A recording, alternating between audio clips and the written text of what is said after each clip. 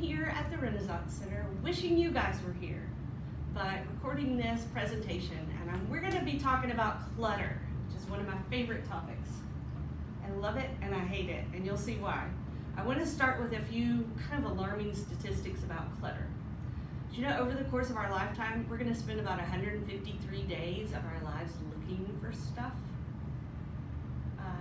The average size of the American home has tripled over the past 50 years.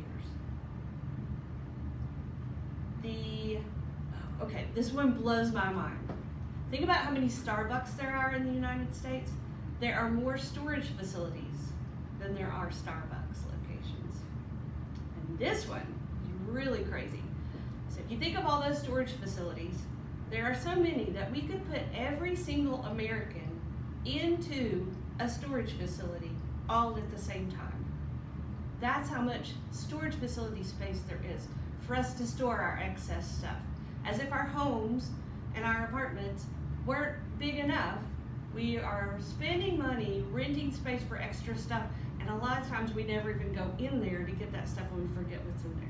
So clutter is something that is really wreaking havoc on us, and that's why I feel so passionately about it, and I love to talk about it. So what I'm hoping today is that I can give you a new perspective on your stuff and also give you some practical tips to help you do some decluttering and also to get organized. So a new perspective and some practical tools. So there'll be some things that'll be things that you can, as soon as you watch this, go do in your home, and then there's going to be some more theoretical stuff. So let's get going on clutter. So my name's Angie Hyche. I'm the owner of Shipshape Solutions. I do professional organizing services one-on-one with in residential settings as well as corporate. So if you read the paper, I have an article every first Sunday in the Times News and Johnson City Press. I'm on Facebook, LinkedIn, Pinterest.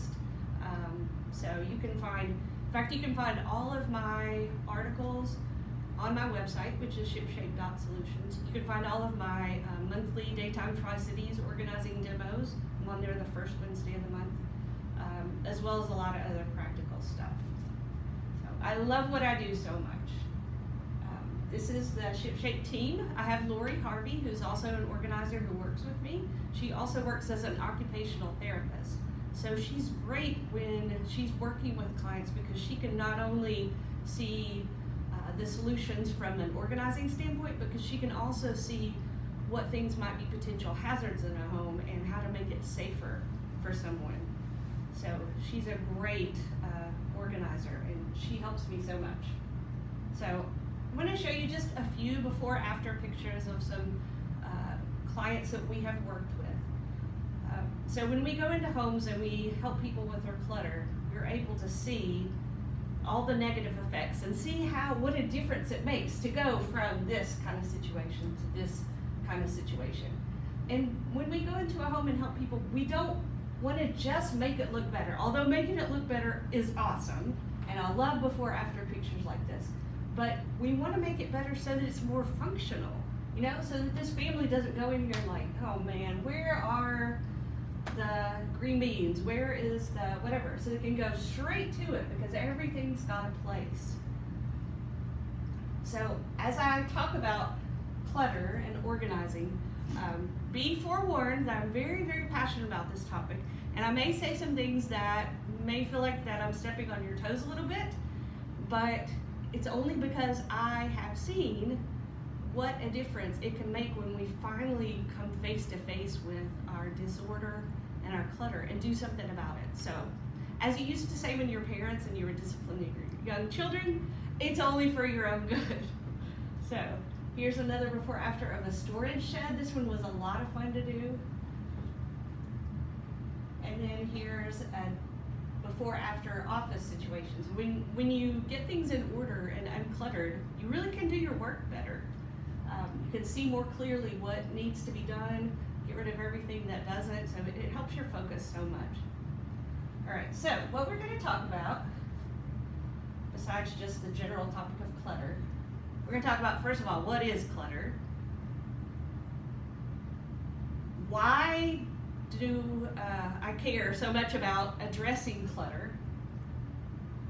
And then how are we going to go about managing it? So we're going to talk about the what, the why, and the how of clutter. All right, first of all, what is clutter? We probably all have our own definitions that we think of when we think of the word clutter.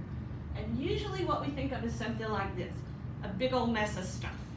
A whole bunch of objects that are in a state of disorder. That's the picture that most people get in their minds when they think of clutter. But it actually is a lot more broad than that. So check out this definition by famous organizer Peter Walsh. Anything that gets between you and the life you want to be living. Well, that really opens things up, right? That means it could be something other than stuff, because there's a whole lot of things that get in our way between the life we're living now and the one we want to be living that isn't a physical thing. So there's a big category of clutter that I call schedule clutter. When we have calendars that are packed full of stuff and we don't have time to do the things we want to do, that's clutter. When we're spending hours and hours on our devices, on Facebook and our email and Pinterest, although I love those things and I spend time on those too, but if you're spending so much time that you're not living the life you want to be living, you're distracted from your family and your friends, well, that's clutter too. I call that attention clutter. So clutter is a very broad term. Now, today we're going to be focusing more on the physical clutter, but I have classes talking about all kinds of other kinds of clutter, and it's more than what you think about. So, all right, I've got several books that are mentioned in this presentation that I recommend. This is one of my favorites, The More of Less by Joshua Becker. And what I love about this book, I love Joshua Becker's story, because coming face to face with his clutter changed his whole family life and his profession. I don't know exactly what he did before, I need to look this up, but he and his wife had 2 young kids many years ago, and they were a pretty typical American family. They had a large home, they had quite a bit of stuff, and one Saturday, he and his wife had decided, okay, today's the day we're going to clean out the garage. He was going to do that, she was going to work on something else. So their young son didn't really like that idea. He wanted to play something with his dad. So Joshua said, well, I wish I could, but we got to work on this garage today. Would you like to help me? And of course, he wasn't really excited about that. And so the son kind of went off for a while. So Joshua's like trudging through, pulling out, all that stuff. You know how it is. You've been there. You've probably done that. And just the whole time it's just like, ugh, I hate this.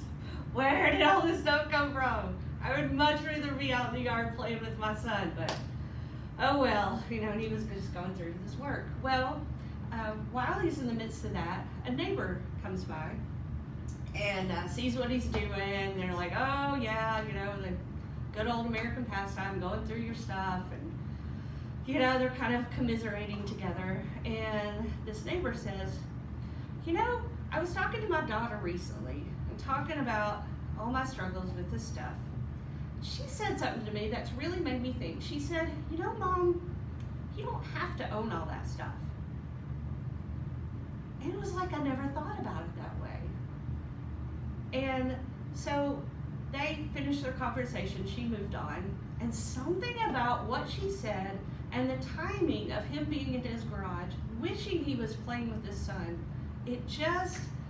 something snapped inside of him.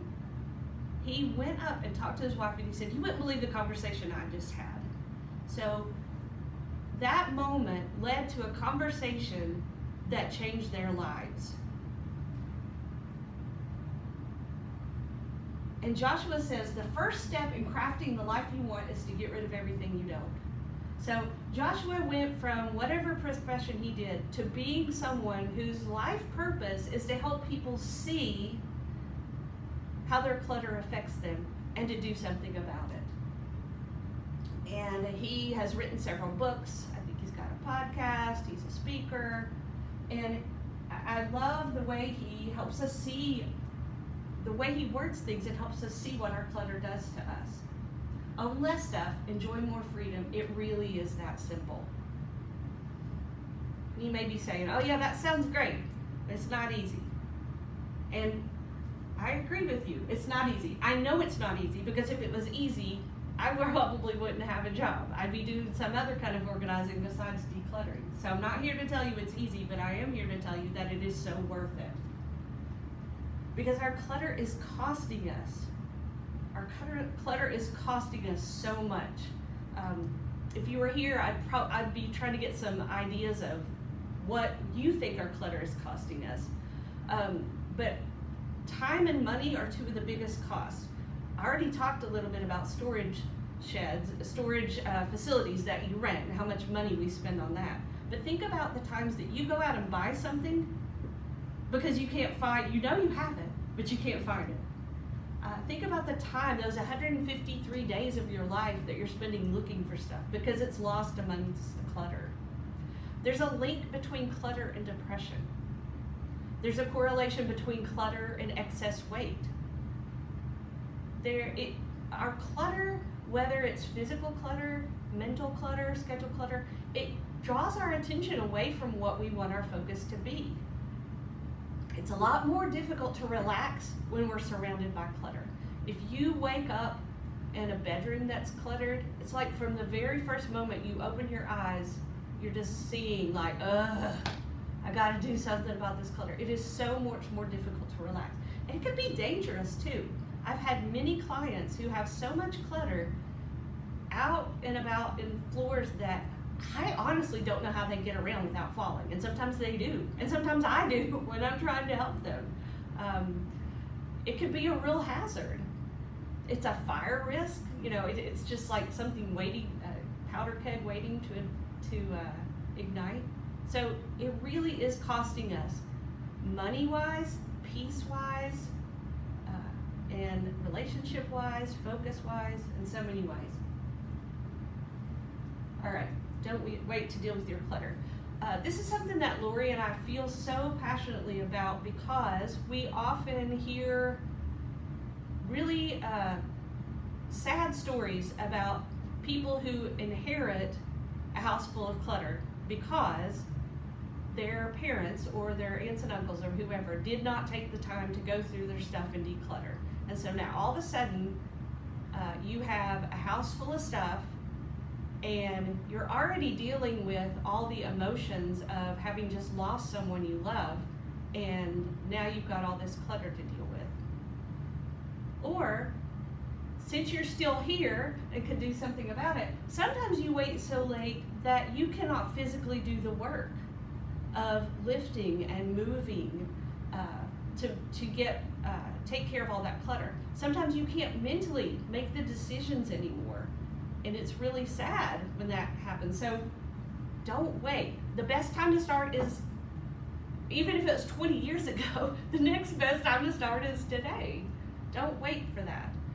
My husband and I are 55. We're in very good health. And we just did a big downsize that forced us to declutter. And it was such a wonderful thing. So it's never too early, but it can get too late. So don't let that happen to you. And I'm going to tell you, you love your children, you love your grandchildren, you love your great-grandchildren. If you want to do something so very nice for them, give them the best gift of all by taking responsibility for your stuff, by getting rid of the things that you don't want. It is a priceless gift. And if you don't deal with your stuff now and you leave that for your children and grandchildren to do, they probably don't have the time, the energy, and the money to do it themselves. Besides, it's your stuff, it's your responsibility. So it's a great gift to give them. And along those lines, this is one of my favorite books, one I highly recommend, The Gentle Art of Swedish Death Cleaning, Margareta Magnusson. Now that sounds really like a downer, Swedish death cleaning, but it's not a downer of a book, and it's not a downer of a concept. So in Sweden, it's a tradition that everyone, when they get to their 50s, 60s, whatever, they all do something called death cleaning. And what that means is that they take stock of every single thing in their houses. If they don't need it, they let it go. If they still need it, but they want it to go to a particular person, they make sure that person knows. They make a record of it. They tag it. They tell the story of it, whatever. They go through all their stuff. Like I said, this book is really lighthearted. The author is in her 80s, a Swede, and she kind of wanted to pass this tradition along. I really wish this was a tradition in America. I think it would be really, really helpful. And she has a quote in here that'll knock your socks off, that I always try to use. Do not ever imagine that anyone will wish or be able to schedule time off to take care of what you didn't bother to take care of yourself. No matter how much they love you, don't leave this burden to them. Now, if that does not prick something in you, whoa, man.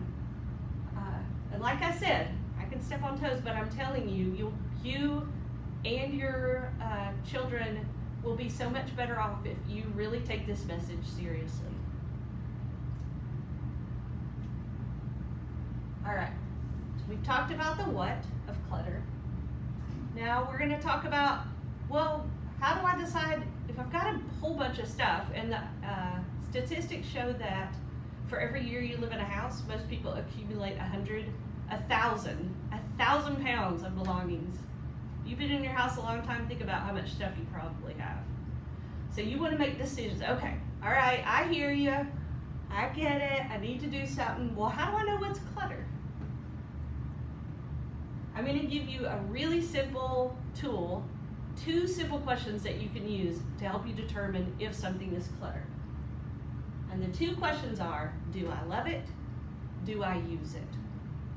Now, this is kind of in a square chart, and 2 of the corners are make it an easy decision, and 2 are a little more difficult. So this corner right here, I use it, I love it. That's easy. You need to keep that. It's being put to good use and you really like it, so that's easy. All right, down here, something you don't use it and you don't love it. Well, why is it in your house? That's easy. Get it out. Figure out a person or a charity or someone that can put it to use and get it out. So now you've got these 2 categories that are a little tougher. So let's say you love it, but you don't use it. That's probably going to be something in the category of sentimental. So it's a little more difficult. And we'll talk a little bit more about sentimental stuff later because that's probably the hardest category. But you need to at least consider that it may be time to let that go. All right, you use it, but you don't love it. You could think about, well, how many times do I use this? How often do I use it? Do I have something else that can accomplish the same purpose? If I needed it, does my neighbor have it? Or does my daughter have it? Or whatever. So these 2 categories, still you need to consider letting it go, but you're going to have to think about it a little more seriously. All right, obstacles. Things that keep us from readily letting that clutter go. There's a lot of them. Some are more difficult than others. We're going to talk about some of those obstacles. All right, starting off with the most difficult one, but it's special. All right, so a few things I want to say about that. First of all, just understand this is the toughest one. So if you're going to do some decluttering in your house, you might want to leave this category for last, because by the time you get to this category, you'll already have some decluttering experience and it might be a little easier for you. But if you have boxes and boxes and bins of things that are special, and they've been in your basement or attic or garage closed up for a whole bunch of years, how special is that really? If it was really special, wouldn't you be looking at it? Wouldn't you be using it? Wouldn't you be doing something with it? Another thing to consider, if we have so many things that are special, if everything is special, nothing is special. So what I mean by that is, if you have so many, just individual objects that are just like one in thousands, you know, something can be a little bit special, but then there are like those treasures that like, oh man, this has such good memories with it. I can never let this go. I want to look at it every day. I remember the story of when we use it. But then we have boxes full of things that we say are special, but we don't look at them, we don't use them, and we can't keep everything that's special. We just can't, because the clutter is costing us. So be really picky about what you keep because it's special. And if you do decide to keep it, it's okay, it's all your stuff, it's all your decision. But if it really is special, figure out a way to use it or display it. I think about, my husband and I had a whole bunch of quilts that were made by his grandmothers, and they are special. And even I, as much as I preach about clutter, when we were getting ready to do the downsize, I found a big bin in my attic filled with a bunch of quilts, and they'd been in there for years, doing nothing. And I said, okay, I gotta practice what I preach. If these are special, and I asked my husband, yes, these are special. We both liked them. So I said, I gotta do something with these. I gotta figure out a way to use them. So I figured out a way to display them in different places in my house. But now I get to look at them. They're not in the bin in the attic anymore. So, and you might figure out, let's say a set of china is special, but you don't use the china, or maybe you just keep a piece of it and you display it so you can look at it. Figure out a way to use it or display it, even if it's in a closet. Don't just keep it boxed up, because nobody's enjoying it that way. You're not even enjoying it. And let someone else get some use out of it. All right, so-and-so gave it to me as a gift. This is a pretty common one. So, first thing I'll say about that is, if someone gave it to you as a gift, it belongs to you. You get to decide what to do with it. Now, sometimes people will say, oh, but I'm so afraid that if I let go of it, it's gonna hurt their feelings. What if they come over, and they give me this picture, and it's on my wall, and then I decide I'm tired of it, and they come over, and it's not there, what am I gonna say? They're gonna feel terrible. All right, so for a second, I'm just gonna switch that scenario a little bit.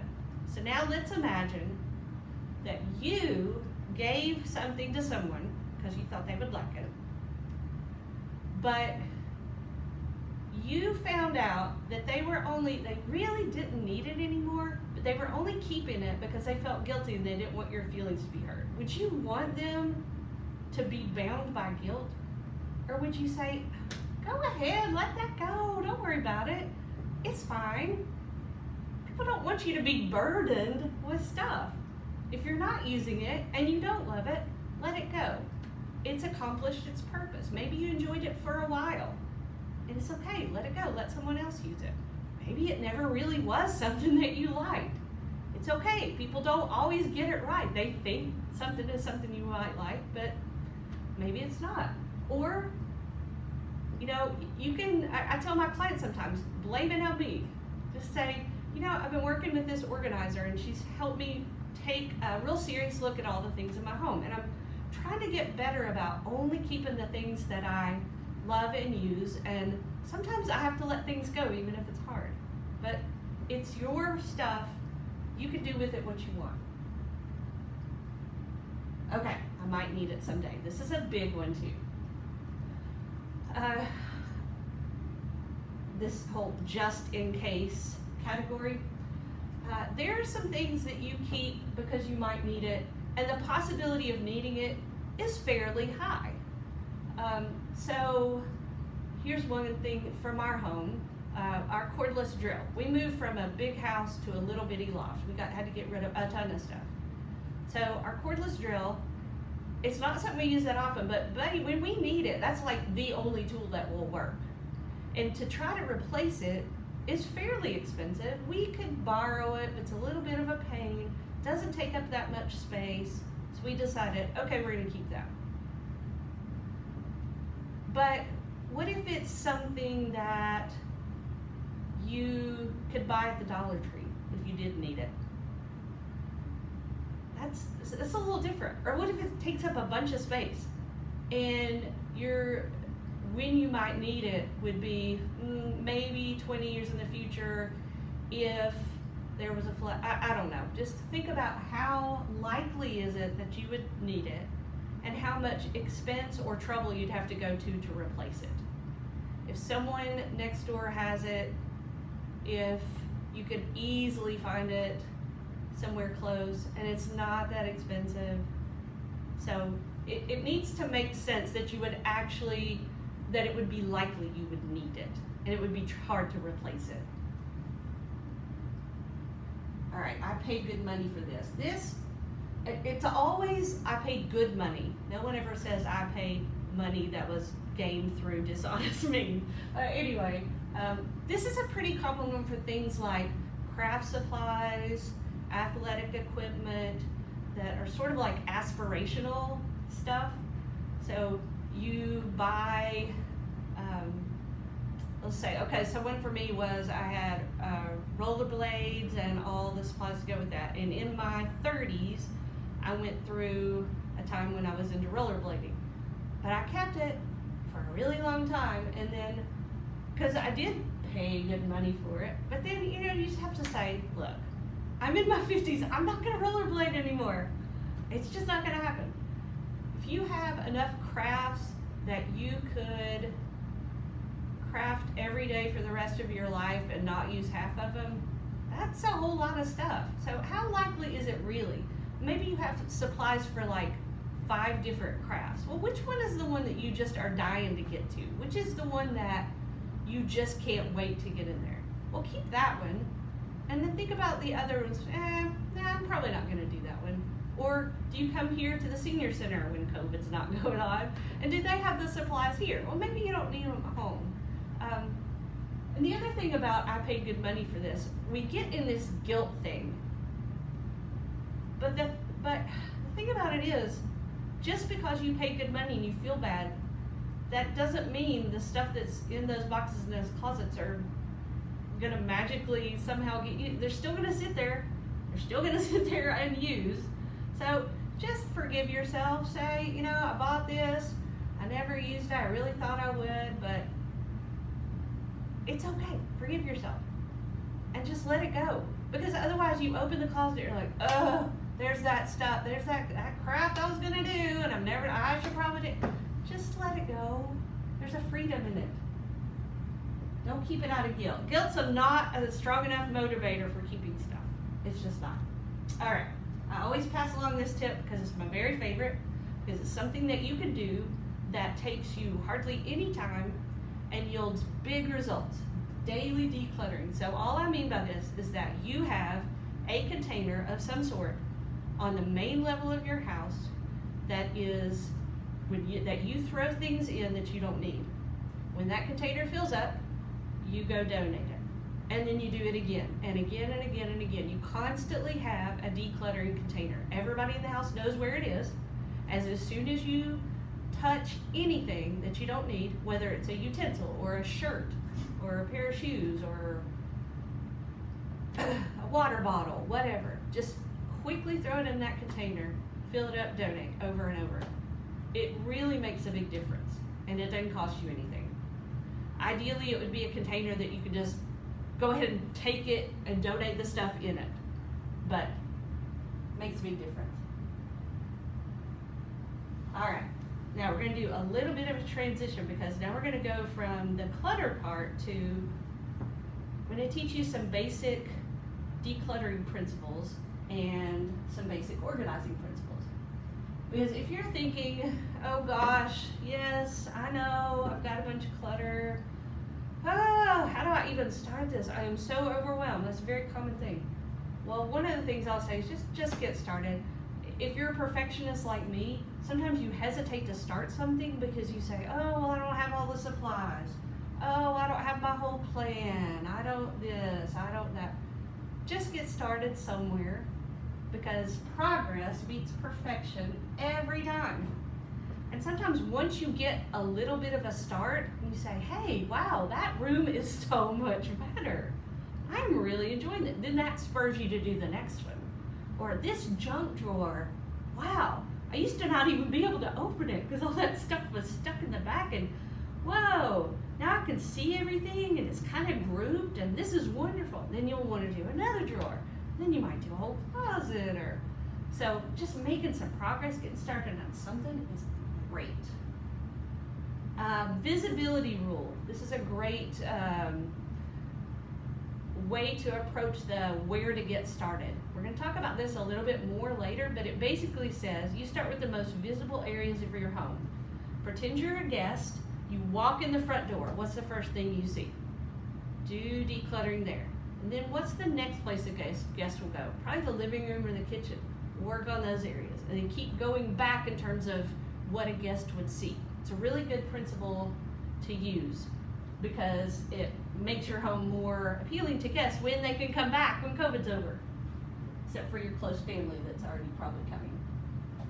Or just start with what's bothering you most. What is your hot spot, your pain point, your drawer or closet or room or shelf that's just driving you nuts? That's a good one to start with. And just one small area at a time. Seriously, one shelf, one drawer, and just little by little, you'll make progress. Okay, now we're doing a little shifting. We're going to talk about some basic organizing principles, and we're going to be using some client stories to talk about some basic organizing principles. And yes, I have permission. All these clients have given me permission to use their stories.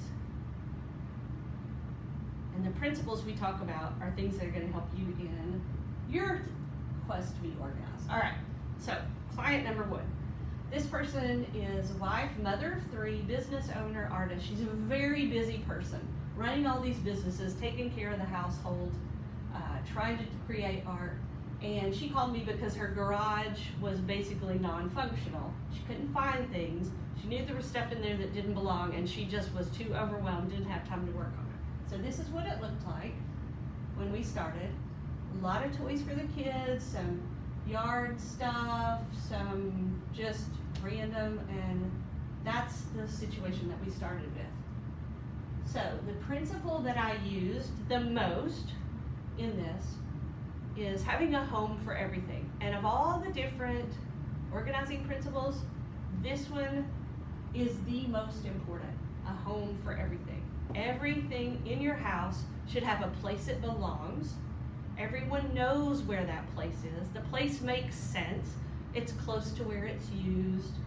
It's in a good spot. And the thing stays in its home. And when someone pulls it out to use it and they're done, they put it back in their home. If possible, immediately. So what we did in using this at home for everything, we said, all right, here's some of the categories we've got here. We've got some bicycles, other riding toys, a bunch of sports equipment. There's some things that don't belong in the garage. We got to get them to their better home. And there were some things she didn't need that we decluttered. So using that principle, we took her garage from that crazy mess to this. And we made some use of wall space, which is often underutilized, especially in a garage. Putting stuff up. This was so much fun. I'd seen this somewhere else. We used blue painter's tape to make parking spots for their vehicles. The kids loved that. So one simple principle, a home for everything, and it made a huge difference. And this is obviously something they can use a lot more. They know where to find everything. All right, client number two. I love working with nonprofits. In fact, I do volunteer work for nonprofits. It's my favorite kind of work. I'm not getting paid, but I love it. If you know of a group that needs my help, you can contact me.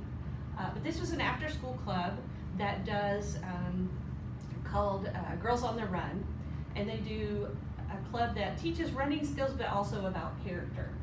And so their issue was that when they would have these twice a year, they do these big runs. There was a lot of supplies for that. Plus they had the supplies for the after-school club, and it was just kind of a big mess. They had multiple locations, and they needed to get all in one location.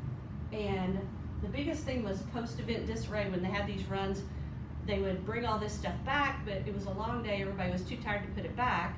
But then it seems like it never got back. And anyway, it just kind of cascaded and created this. Now, let me just say that this was not the normal, because they had just had a bunch of college kids bring stuff from a different location, and they weren't able to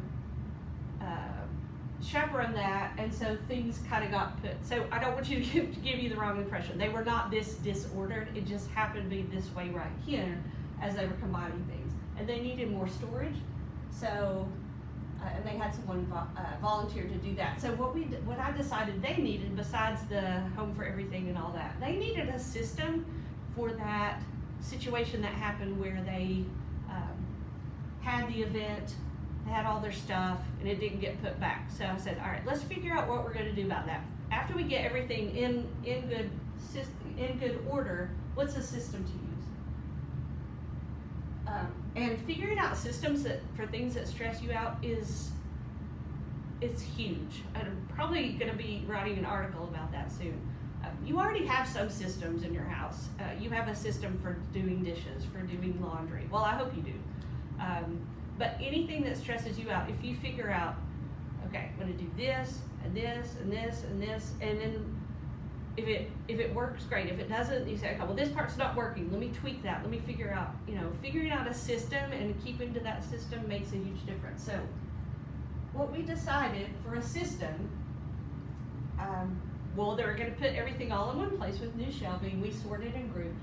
And then for that, after event, we decided they needed an official drop zone, which is everything's coming in. We're going to put it in one space. We're going to have one table and the space under the table.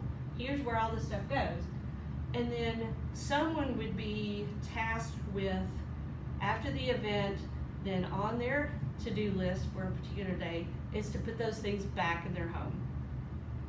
And then, so then things are back in their home. They have their next event, they pull it. They come in, it goes to the drop zone, and it's helped them tremendously. So here are the shelves that someone built for them, things in bins with labels. And then this area was, these two tables actually, was going to be their drop zone when they come in from an event.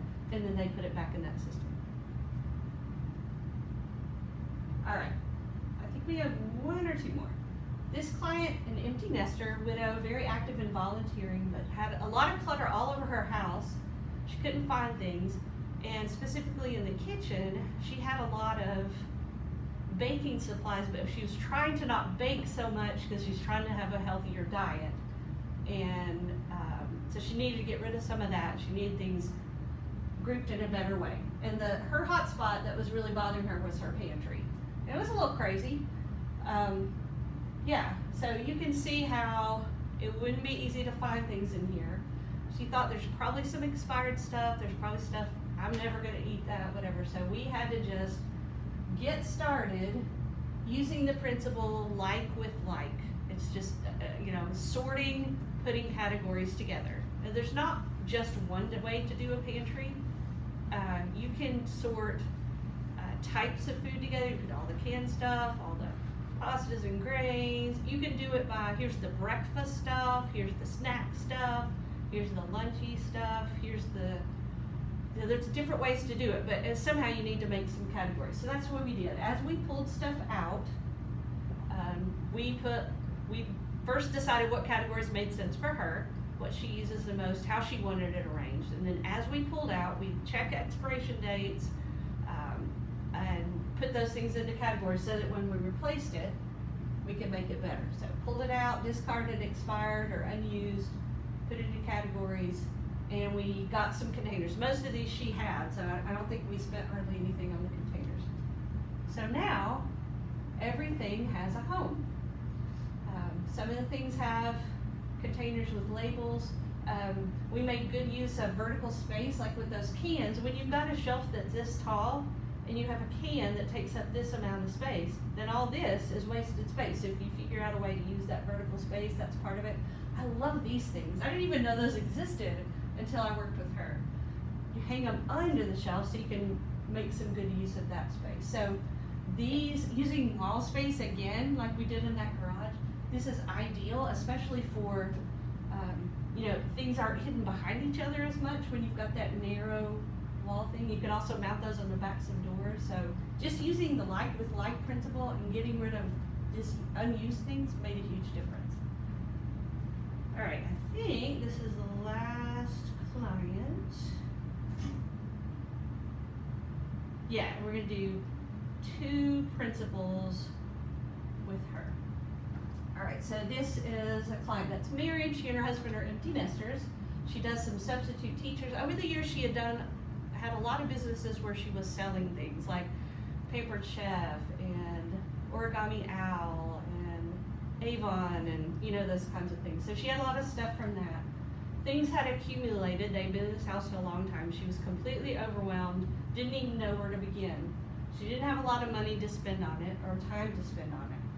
But I love this about this client. Her main goal was that she's very much extroverted, and she loved having people in her home, but her home had gotten so bad that she was embarrassed.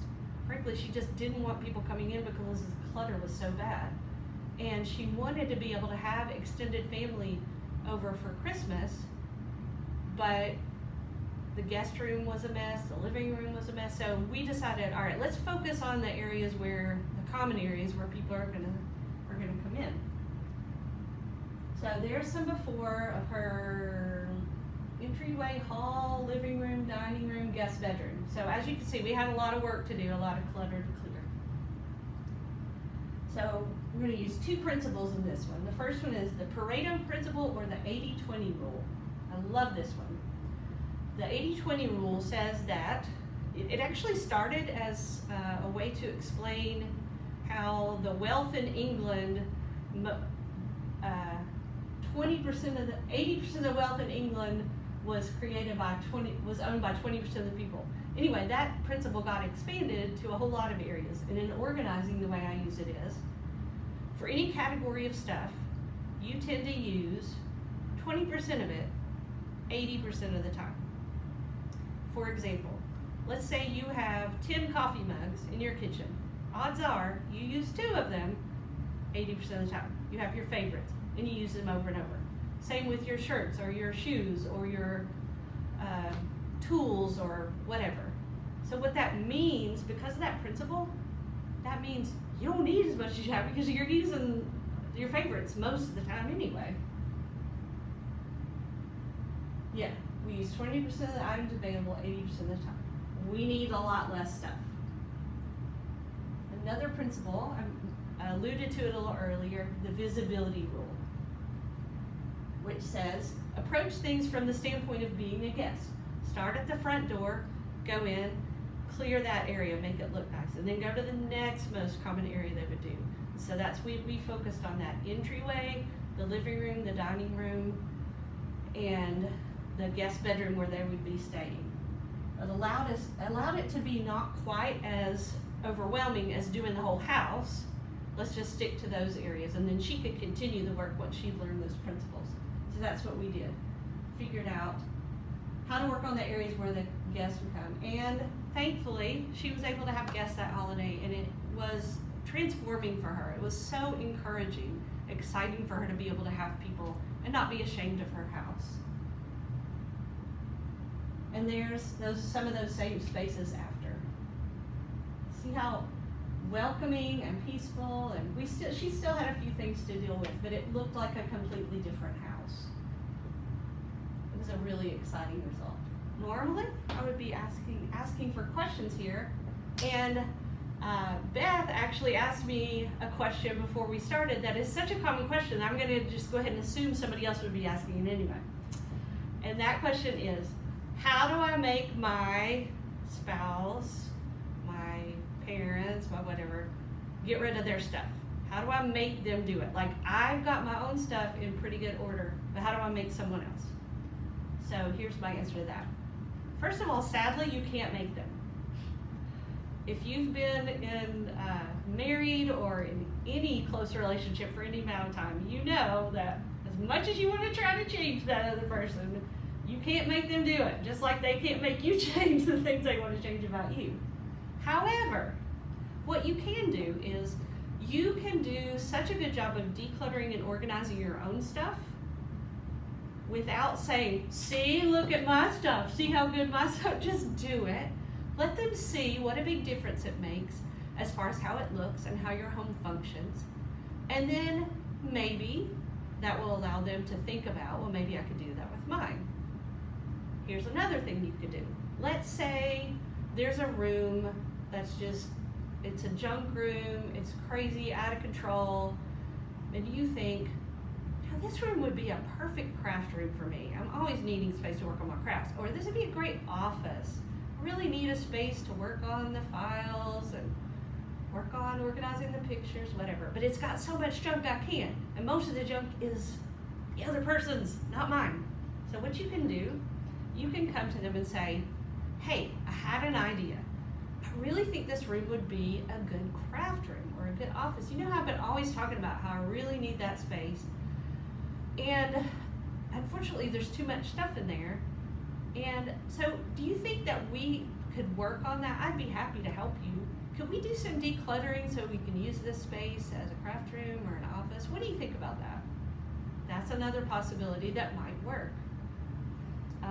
What won't work is nagging, constant reminders, pressure, but those are probably the two tips I would give you the most. Deal with your own stuff, all of it, do a really good job with it, see if that helps, and then approach it from a, we could use this space, I would be happy to help you, can we do that? That's my best answer to that question. If you have other questions, and since you're not sitting here, I would love to hear from you. Send me an email, Angie@shipshape.solutions. I love talking about organizing and decluttering. Anytime, send me that. I'd be happy to talk to you about it. So, that's my website, shipshape.solutions.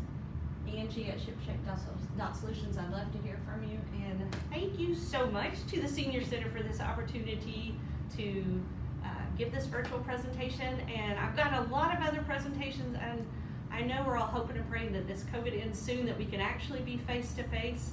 But I hope this helps, and contact me if you've got any other questions or you have something that you need. Thank you.